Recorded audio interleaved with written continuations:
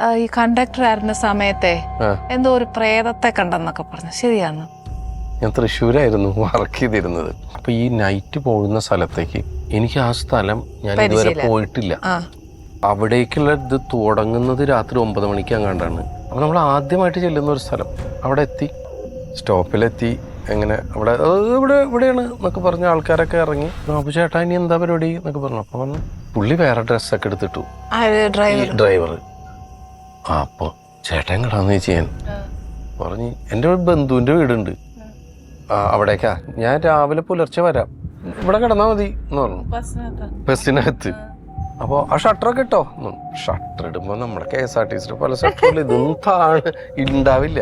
അപ്പം ഞാനിങ്ങനെ നിന്നിട്ട് ഞാൻ പതുക്കെ ഇങ്ങനെ ഇത് ഇവിടെയാണെങ്കിൽ അവിടുന്ന് ഇങ്ങനെ ഒരു പുക കാണുന്നു. ചേട്ടത് എന്താ ഇവിടെ കത്തണയെന്നു. ആ ഒന്നുമില്ലടാ ശവക്കോട്ടയാ. അപ്പോൾ പറഞ്ഞു അല്ല അവിടെ ആടാ അവിടെ ആ കാണുന്ന ഒരു അമ്പല. അപ്പൊ നമുക്ക് അമ്പലമൊന്നും കാണുന്നില്ല.